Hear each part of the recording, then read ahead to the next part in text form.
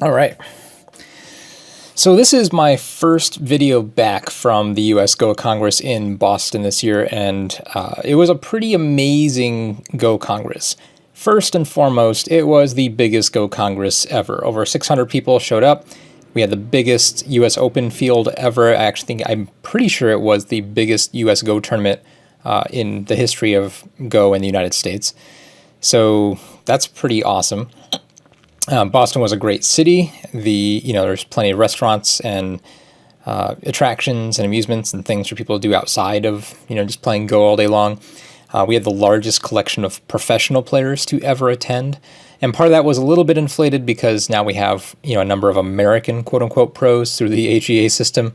I probably shouldn't put a quote unquote because, they do have professional status, but there is a level of difference, I think, between the pros who reach their status in Asia, in the Asian countries versus the United States. But, I mean no disrespect to them. It's just they are, we'll say, young and new at being professional.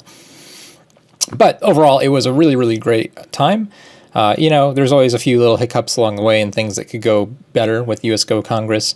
Perhaps the most frustrating for me was, and again, this is coming from more, not necessarily the Go side of things, but more just being the social butterfly and, wanting to socialize aspect of the Congress, is I kind of felt like, the flow was a little strange this year. Like I felt like people were, there wasn't like a really big congregation area for people to hang out, unlike in Minneapolis, where we had that beautiful whole like first floor of that student union building that was just, sofas and couches and little shops and things where people just go and hang out and meet other people.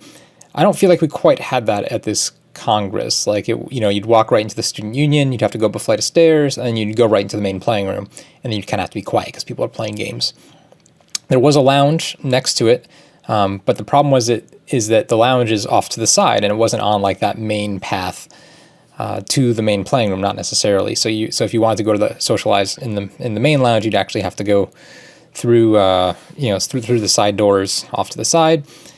And furthermore, while there were a couple couches and a couple tables, it wasn't quite adequate seating if you just want to go in there with a group of people and hang out for a while. Like, there are probably literally only maybe 20 chairs there and there's a big giant room. Maybe I'm being a little underestimating, but not by a lot. So anyway, you had that sort of like just a little less of a social area.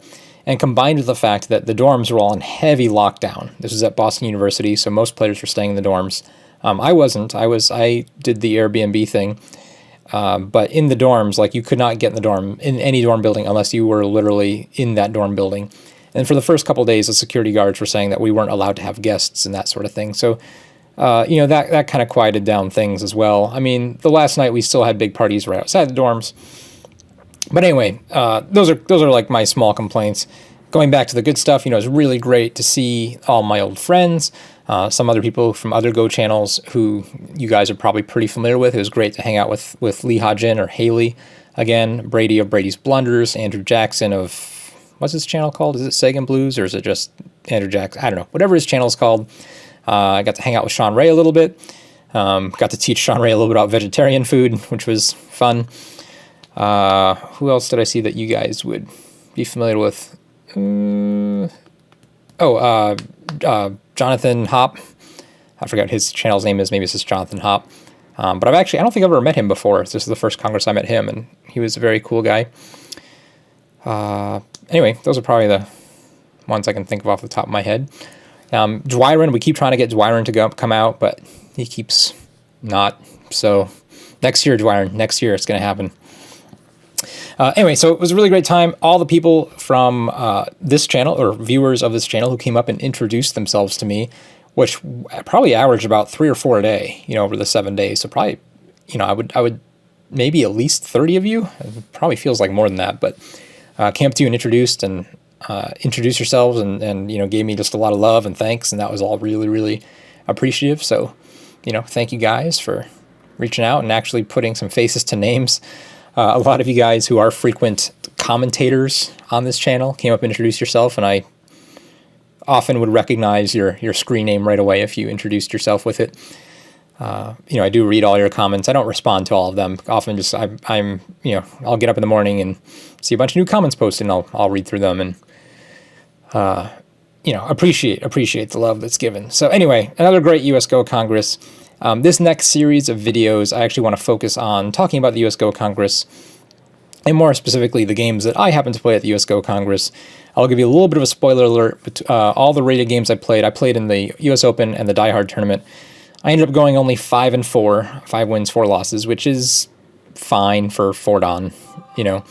I'm always kind of, no matter what my record is though, when you have students and people watching your stuff, they're always disappointed by anything you lose, like really disappointed. But we're going to take these losses as an opportunity, and I suspect that these videos, this little mini video series from the US Go Congress, is probably going to focus more on the losses than the wins. But we'll just try to cover everything. We'll just see how long I want to draw out this series of Nick Sibicky plays at the US Go Congress. So anyway, I want to show you. I'll start with this game. This is actually my game from day 3. I will go back and show you my day 2 game. My day 2 game has a longer story attached to it, and I already have talked for like 6 minutes here without showing you anything about Go. In my day 1 game, I really wanted to show you, but I completely lost the file. Like I made the SGF file, and then on the Smart Go app on the iPad, apparently it's really easy to delete things if you accidentally like swipe it and then like touch the screen again. I'm not really sure what I was doing that caused this to happen, but that is the sequence of events. And so I swiped left and hit delete, and so I don't have my day 1 game as an SGF file, and I don't think I can remember it well enough to accurately document. Like I could show you the first 20 moves or something, but I've played so much Go since then now that everything is a little bit of a blur. So I do try to take the time to record these games when they're still fresh in memory. Anyway, this day 3 game. Sorry, I am White playing as Martin Lebel. Martin Lebel's actually, he was 5-don for many years from Arizona. And he used to run the Midnight Madness tournament at the Go Congress every year, and so that was mainly how I knew Martin. Martin's a pretty funny guy. He's a character at the US Go Congress for sure. I don't know where he's from in Europe, but he's something European. And he plays, his style of Go is some combination of erratic, he's a little erratic, a little eccentric. He tends to blunder a lot, but also find a lot of brilliant moves. So you're always going to be in for a special game, I think, when you play Martin. He will make your life very difficult in his actual style of play. So the opening, he made a large Shamari here on the upper left, and again, this is normal enough to not be called too eccentric, but again, this is just a little showing of his personality, right? Playing the large knight instead of the small knight, or approaching. So we aim to reduce the left-hand side immediately. And he plays this pincer, which is not a very common pincer, quite honestly. It's certainly playable. I meant to, here, actually, I should look up the actual Josekis for this. Hold on one second. All right, movie magic. That was longer than a second. But anyway, actually, I just looked this up in the Kogo's database, and it actually lists this pincer as still being experimental, and no definite Joseki have emerged. I should have looked that up immediately after the game, but for whatever reason didn't think to or forgot. It does, so a couple variations in the Kogos. Again, I didn't play any of these, by the way, so we'll have a completely different result than what's possible here. As it lists this sort of continuation as sort of the simplest, most natural continuation, although in this position, this would be very, very unsatisfying for White, I think. Black already has support stones over here and is already building this, so when the stone runs out, it's not really clear what this White stone can do. Whatever White does will probably solidify a pretty large black corner and still come under attack. So that's kind of unattractive. So this move would be probably better. And in this case, since White has a ladder, White can probably play this, and it's not too much of an overplay. If White wants to make use of the ladder directly, White can attach here and just pull back, and either Black will be kept very low, and if Black plays this type of move, the ladder just works. So we can either give Black the outside and take the entire corner for ourselves, or alternatively, we could actually take the corner. Whoops. and take the outside, though there is now a ladder breaker that we have to be conscious of. So these are all pretty possible simple variations that are at least somewhat recognized, even though Kogo says that there are no definite Joseki patterns that are common in actual play, just because, again, this pincer is not common. So again, maybe we just attribute this to Martin's style of being a little experimental, and maybe it's something he studied, maybe it isn't. But either way, I think my next move kind of surprised him, because, whoops, that's not the move. I played here. And this is totally not listed in Kogo's. But, it's not completely unnatural either. Basically daring black to fight here, and while that's going on, white will make a small group here and try to build something here. White's actually asking for a lot. I think black has to split with one of these two moves, more likely than not. I don't think this is going to be a great result, but black could try this one as well. But Martin doesn't. He attaches here, and I think, I'm actually not sure what he's thinking. I think this is just really probably a poor move in this case. We have seen this move come into fashion again when played with the small Chinese, in order to make white heavy and not give white a base. It's for a while when black had the small Chinese, this was considered to be pretty poor in style, but pros started playing again maybe 3 or 4 years ago, and it turns out it's a pretty good result for white, or for black. And I think that's what he's thinking. He's like, well, I have a Chinese type of stone here, even though it's a high Chinese stone, so he'll attach. But a simple pullback and a beautiful linking move like this more or less, makes white safe. Of course, there are cuts here, but it's not like white has a large amount of trouble dealing with them. So it's very difficult for black to get a good continuation stone here. So anyway, I was quite happy here. I felt quite good that this exchange had been made. White has influence on the outside. Again, there are defects, but it's hard to take advantage of.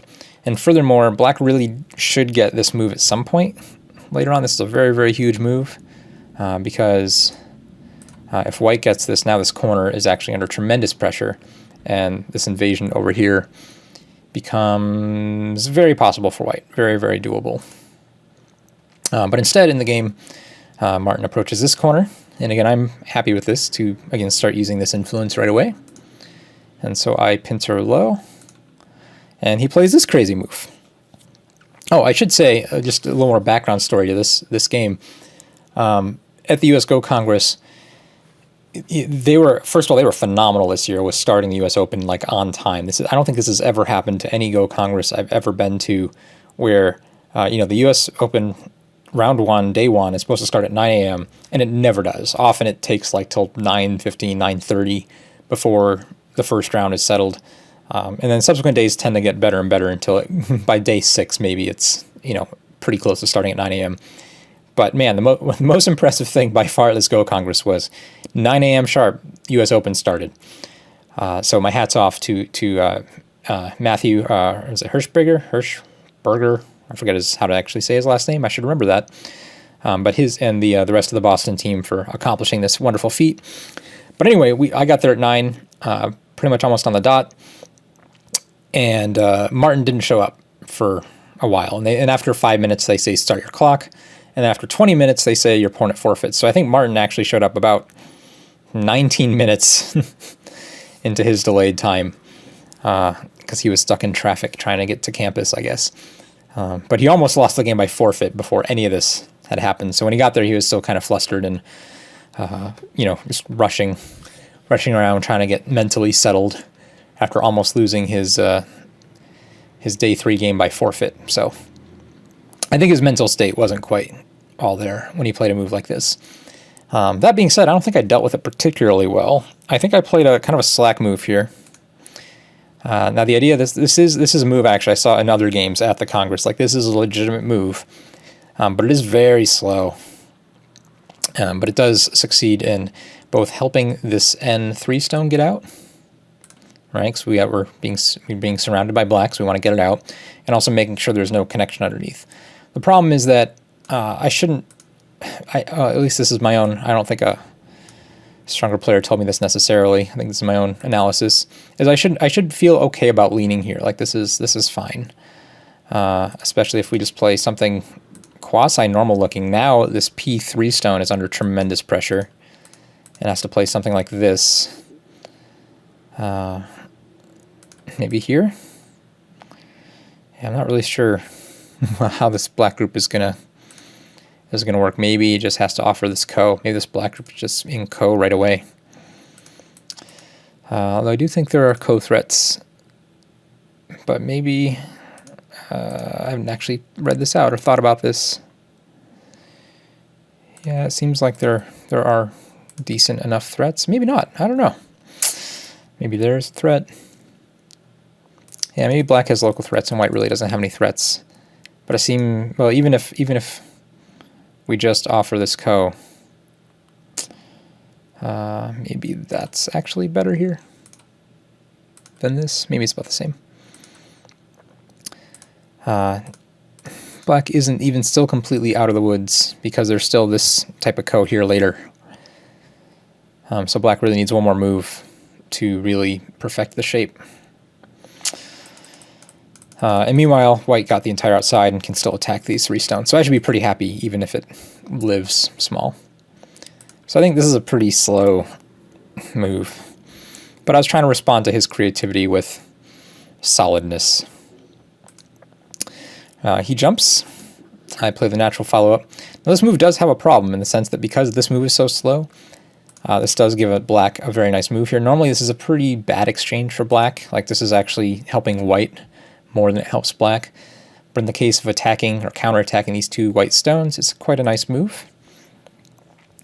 This move should work better for black. And actually, I forgot who I showed this game to. I showed it to some professional. And I want to say it was a female. So we'll say she. Although I can't remember if it was Hajin or if it was Jenny Shen or Li Daye. I don't remember. I wish I remember. I sometimes take notes when I'm showing it to professionals, and sometimes I just go, and then as they play through a bunch of variations and then kind of forget them, a couple weeks later, as in the case of what happened here. But anyway, black can actually make decent shape from attacking this. I cut at the waist. That's going to be a theme for this game against Martin. And he plays this very, very soft move. I'm pretty sure black should play here. Even though there are these cuts and there's tough reading, white can sort of do something like this. Is the move here? Not really sure. But anyway, even though white gets a big profit here, being able to then start rethinking about counterattacking this and completely destroying this part of the board is probably a good result, or a good enough result. Oh, especially because, if I go back in that previous variation, these 4 white stones, like killing this is not clean yet, right? White needs to work actually quite hard to kill these stones. And it can still be, quite a nuisance. If white has to play there's this cut. And so, white wins this capturing race, but not by a lot. And so there's Aji that can be taken advantage of. So anyway, Martin does a bunch of reading and decides he can't fight, even though he does have the ladder here too, so I think he can put up a stronger fight with moves like this. He just reads out sort of the simple variation, and Atari's this way, increases the sacrifice, takes another free move, and then makes shape this way. And this is actually a pretty poor result for black, because now white doesn't even need to respond. These 2 stones are just dead outright. And this is a nice chunk of 10 points that I just made while retaining Sente. And furthermore, there's also sort of annoying moves like this later that can be a big nuisance for black. All right, now this next move I was actually quite proud of, and I asked the pro about it, and they had no idea. Actually, I think it was this... Oh, maybe I showed this to Ryan Lee. That's who I showed this to, so I should say he. Yeah, it wasn't a female. It was one of the newest American professional pros, even though he's from Canada. And when I showed him this game, I said, okay, now I made a 9-dan professional move. And I showed him this move, and he laughed. Because he said, sure, He doesn't know either. exactly, but I thought actually quite a while from this. The reasoning behind this move is twofold. And again, I have no idea if it's that great of a move or not, or if there's something is better or bigger. But number one, the next natural move, most natural move given the opening type of play that black has is here. But black also has moves in here. Again, now that black is thick, whoops, go forward one more. Now that black has sort of this shape thickness here, there's ways to put pressure on this white group because black is strong here. And black can take advantage of it just by leaping in directly. So, given these two things, I felt like for white to invest another move over here leads to white becoming overconcentrated and giving black an initiative. Even though white profited quite handsomely down here, there's still a danger of white becoming overconcentrated and allowing black to expand too quickly. Again, black's shape is kind of thin, so maybe that's not as big of a concern as I think. But I still feel like this stone will help against any threat over here, because when white runs out or defends or makes a base, whatever it is, white can pressure these stones while profiting. Maybe not, I don't know. But black decided that the top of the board was still biggest, even though white had played this defensive move there. And so black is trying to make some sort of framework to compete with, the white profit that already exists. Which, granted, isn't that many points. Like, it's still pretty small. Like, we're looking at like 30 points for white. But there is a lot of thinness here. So we invade, and got to break up the thinness of the moyo. This invasion, of course, if white can play this first, this invasion goes very, very easy. I'm just not sure that white can or not. And I think Ryan chastised me this for not playing this much sooner, because in the end I actually don't get to play this first. I make repeated mistakes not to play this move. The problem with this is it's not quite perfect sente against the corner, because there is a little bit of aji here, but I think with the addition of these two stones, it's very difficult on black to deal with it. So I invade directly. Black tries to, again, take profit while attacking. White has two choices. White can play this and be just totally fine. I guess white could also play this and also be totally fine. But I decide to jump out instead to, try to actually attack this stone a little more directly, since I do have this influence here, as thin as it is. Black jumps, we jump, black jumps, we jump. And part of the reason for my simplicity of style here is, again, number one, I'm playing against Martin Level, and I don't want to play into his style of game. But number two, in game one, I got burned pretty hard in the center of the board for not playing the simple moves and making it too complicated and giving my opponent a really big chance to cut and kill something, to which he profited by it. And so, again, playing the player a little bit, trying to just stay safe. This is not normally a sequence of moves that I like to play, right? This is a a triple, or we'll say 4 in a row jump. Not my style of game. I hate these games. But here, after being burned by it and playing against Martin's style, we do it. We try to just keep the safest and simplest way of play. This move is a pretty big mistake, though, I think. I think this move is very, very optimistic, or way too optimistic, a little bit greedy. I think, of course, what Martin is thinking is that, well, he can play this to make a box formation here to threaten to make a lot of points, while simultaneously this stone will help anchor any sort of invasion on the right. But the problem is he's invested now 5 stones in this area, and they're still all really thin.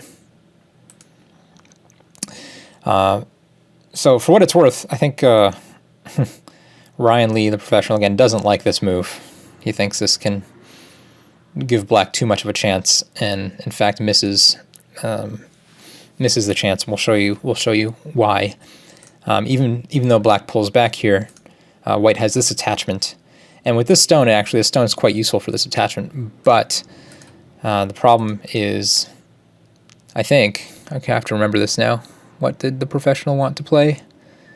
The professional wanted to... Was it just do this? Maybe it wasn't. Man, now I don't remember. But he thought this move was really dangerous. Even though white seems to be very strong here and has a helper stone, he thought black played way too passive here by connecting underneath with a stone like this. So, what was it? Maybe it was just to play there and play like this and invite some sort of fight. Oh, this looks like white should be fine. Oh, maybe not. Can we play this? It's pretty dangerous for everybody. But it seems fine for black, at least in this very, very timid reading. And if obviously if anything happens like this, white's dead and white doesn't gain much. Although I guess gets a few more forcing moves perhaps to make an eye here. But that's not really good enough. So anyway, black played really timid. Really timid. Let me pull back. And then I got to play this move. Which I guess the natural continuation is actually here. And this, I think this is fine too, and then followed up here. For whatever reason, I chose not to make this exchange, just play here directly. I actually didn't think black would do what he did, which is play here. And I spent a long time sort of reading out these variations. You know, black's trying to counterattack. Black has played all these sort of slow-looking moves, and the idea is, well, you know, we've been pushed around too far. We need to do something to make it up.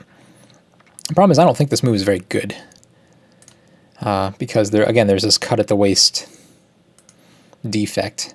And again, white doesn't care to get these two stones. These were just fine exchanges for two slow black moves, so not a problem. So when white cuts this way, yes, black can eat the two stones. But after this, unless black can immediately run this stone out and do some damage, white's actually making quite a bit of influence, working well with this wall, and in the process of separating these two black stones, which would totally make L15 look quite silly. Would have been much better placed to just play a conservative move like J16 or maybe even E13 if you wanted to be greedy in terms of potential. So black is pretty sad here. Black, whoops, that's not the game. Black does link up, but of course I take that opportunity to fix the right-hand side. And the question becomes of, basically the entire rest of the middle game is going to become, can black do anything with this stone? And if the answer is no, right, if black can't make any use of this stone, and this stone is just dead, and white makes 8 to 10 points here, there is no hope for black winning this game. If you just do a quick count of the score, assuming we do give black, let's say, a Sente move over here, it's not really, I mean, I guess it is Sente, but it's a little bit dangerous because it will put these stones in a little bit of danger, right, if I can potentially cut them off from the solid group over here. So black isn't wild about playing it either, but it is really useful. But anyway, going back to the initial point, we'll give black 10 points here in this corner. 2, 3, 4, 5, 6. There's 12 more, plus another 5, 17, plus another 7. So it gives 25 here. And that's about it. So right now, black has like 35 points of territory. And white gets Comey. White already has 10 pretty much solid in the bank. There's another 15 over here. That's pretty solid. So, yeah, I mean, and plus, another 10 over here. So, oh, and I didn't even count this. There's just not enough points right now on this board. Black has to make something happen. But that is what Martin is good at, right? Martin will make things happen. So he dives in directly. I think this is a little non-standard, I would think. I was expecting a move here. This is usually a better approach when white already has this extension and a pincer. You don't come under pressure quite nearly as quickly. But we decide to kick it, which is very natural. Again, expecting something like this. And I'll just take my corner points and attack these two stones later. But black makes this exchange. Again, this is very, very crude. These are very, very Q-style moves. Martin is not showing his strength yet. And he plays here. Again, this is bad shape, pushing up against 2 stones. White, of course, Hanes and double Hanes, just sort of crushing this black shape. Takes the Atari and starts to actually make eye space. I just come out. I don't have the ladder, so I don't Atari. And then, again, Martin needs to try to make something happen. So he pulls out here. I do make a peep, which I don't actually remember making in the game at that point, but apparently I did. And then I attach here. I'm not sure I need to attach right now. I don't think this is necessarily a good... I can't tell. I just can't tell how the quality of this exchange. Again, the idea behind it is, well, if I get some stones over here, then playing a move, and I can find another move over here to upset this corner, maybe get a little bit stronger here, I can start thinking about attacking these 3 stones quite directly. And so I wanted to make this exchange right now while I knew black would respond to it. But the downside is later on, I don't know that I want this stone here, right? I might want this stone here and force black this way. And especially if I get strong in this area, I can cut these stones off, let them link up to this, and then split this way. Make just sort of an attacking white wall in here. Assuming that I'm already strong over here from this attack. So I don't know. I just don't know. This is like one of these things that you have to read 50 moves, and I guess you really don't. You just have to really understand direction of play and like how this group is going to spill into the shape over here, and whether or not that shape will give you enough strength to attack this way. So I regret this move a little bit. He does respond. Of course, if I make this exchange, I should probably make this Atari right away as well. Of course, I didn't make it because I didn't think he would actually respond. Despite his insistence that he wants to cut here, he might realize that running this out was probably a bad idea and he needs to, add more stones over here. So I was trying not to follow his mistake with my own mistake. So I don't know. I just don't know. Anyway, we spend another move here to basically pop out the 2 eyes. It's not actually guaranteed 2 eyes to pop out. I do play this sort of defensing and trapping move. If I wanted to guarantee to pop out the eyes, of course, I would need to play again something like this and play like this, and this would guarantee only 1 eye locally. But it looks like he could basically lean on this and connect out, so I decided to break the connection instead. But in doing so, he has a nice sequence here. Hane, can I do this? I didn't think about this seriously enough. It looks bad. It looks pretty bad. Especially since I didn't make this exchange. Oh, I guess I can always make that exchange if he puts pressure here. Yeah, maybe pulling back might have been better. But either way, I still think black is the one who's suffering here. Like, this is just all suffering for black. Now this corner is super solid, close to 20 points. And black has to take Gote here to live, which is expected. If you're going to live small in your opponent's side of the board, you're going to live Gote. But so I got to solidify basically 20 points in the corner for free. Remember, black only really has 35 points in total right now. So a 25-point corner as white, plus an already 10 points solid, plus Comey, not even counting this, is a pretty huge lead. Black really needs to find something in order to get back in this game. White attaches here. Again, I'm still looking at this stone as being really my only problem on this board, and this stone is both helping all these cuts and potential to make some significant points now while quashing this stone. Black plays here way more aggressively than I possibly even thought was possible. Taking all this free stuff, basically. And again, black shape is just terrible, so I didn't think this was a good line. But again, the whole time, we're focusing on how to make use of this stone. And he connects, and I just connect. And this is a very long read, actually, to figure out whether or not I can play something more aggressive here. But, well, just for example, let's say, white tries to play this. Well, first of all, let's see. If we just start with this stone, white really wants to play this move, right? But it gives up this and this. And if this is sente, we end up with a shape like this.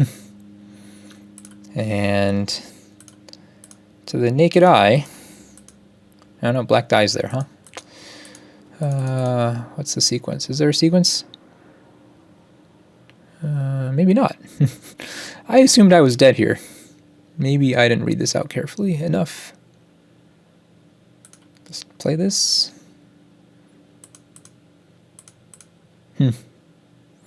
Maybe it's ko. Is there anything for white to do other than fight ko? Nope, because, well, yeah, there's no Atari from this side. So this would be a pretty huge ko. If that's how it actually goes. Is there a better move for white? Can white just play this? Or same? Oh, no, sorry. That's just not enough liberties. Yeah.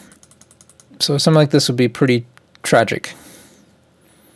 Allowing these 5 stones to be captured and getting no points here will be quite large. So anyway, we connected. Black tried this anyway. And it doesn't quite work, so black just takes the outside now. Black does get this profit. But we pretty much solidify these more than 10 points in the middle. So I was happy. Now at this point, this is a move I should ignore. I'm well aware of the count, and I'm well aware that black has no chance of winning, so I play extremely soft here and basically just respond to everything black does. And when black takes this move, I think I should play here immediately. And I think this would be a much stronger move, both in terms of keeping the pressure on, but also just endgame points. Granted, this is a huge number of points, but it's just this side's bigger. I think the real reason why I played this is because there's still a wedge here later on. Oh, maybe not, because black can do this anytime. Never mind. Well, there's this, I don't know. This is not a good move. Just don't play this. Because now black gets to come back and take this Hane first. That's very big. And in here, this is actually quite a nice move, because not only does it threaten to disconnect, it actually threatens to, or not threatens, but helps black make eye shape and possibly some significant points. Maybe there's some points in here. I think I should just, and this is an example where I should just play, I don't know. This move is a lot better when black doesn't have these 2 stones here. I think this move might be a little bit too aggressive. It seems like it's really good upon first read. But here I think I just need to connect. And I don't. I play this. And this, we both sort of misread this. I misread it first and think that this is something. But black actually has a lot of momentum here. And, oops, to get all these forcing moves, take a few more points, leave some more Aji in this neighborhood. And then black makes a mistake playing here. I don't think black actually needs to come back to that. Which, black can play something more in, I don't know, in here just to make sure this is alive. Black's already profited. This was 10 points, pretty clean. Now it's maybe 8. Black should be able to get this in endgame. And, yeah, sure, a move like this is probably sente. But black can always just come back here now. This Atari doesn't do anything. So the best white continuation would be here. But black can just respond here, and this sort of Tessuti doesn't work because that's self-Atari. So there's really nothing there for white to do. It does make this move sente, but if you're concerned about this move being sente, black should just play it. So this is a pretty gross error for black. Like, black started to have some things going in his favor, getting both this bottom right-hand reduction and this left-hand move first, and being able to have Sente to help the center. But I come in here and I play a trick move. This move shouldn't work as well as it does for white because black cuts here sort of absent-mindedly. Black needs to pull back. If you cut, there is a peep. And if you connect, there's this connection. And all of a sudden, this giant stick has been cut from the solid group, which actually isn't solid anymore because it has no eyes, so it's still in trouble. And has big issues. And this, if he was tricked this hardly, of course, it's very much game over. I still contest, it's still kind of game over. Of course, he sees this, lets me cut here. Now plays these reduction moves again. This move should have just been there directly. He does get this little bit of endgame. He does get that. From here, the rest is pretty much just endgame, and black has no hope of doing anything. Black does play a better endgame. Again, I'm just sort of responding everywhere. I do sort of have something like Sente, but after all these points get played, does he resign here? I can't remember if he resigns here or not, or if I just stopped recording or stopped putting in the game. No, I think he plays a little bit. No, he plays, yeah, we played out to the end game. We played this one out to the end. Anyway, he loses by 15 or something. I mean, some insurmountable number of points. So, I was happy to win the game. I do recognize my opponent didn't play particularly well, especially in the opening, overplayed. And I just, for the most part, kept it pretty simple and didn't... I mean, there were definitely some opportunities I didn't take advantage of. But I didn't play any sort of game over mistakes. I mean, I tried to make a mistake over here with this move. And then with the follow-ups. But yeah, you're just ahead by too many points and your opponent can't do anything. So it was a good game. I hope you enjoyed watching this one. Again, I want to do a number of these. And again, like I said, I'll probably focus more on the losses than the wins. So this was...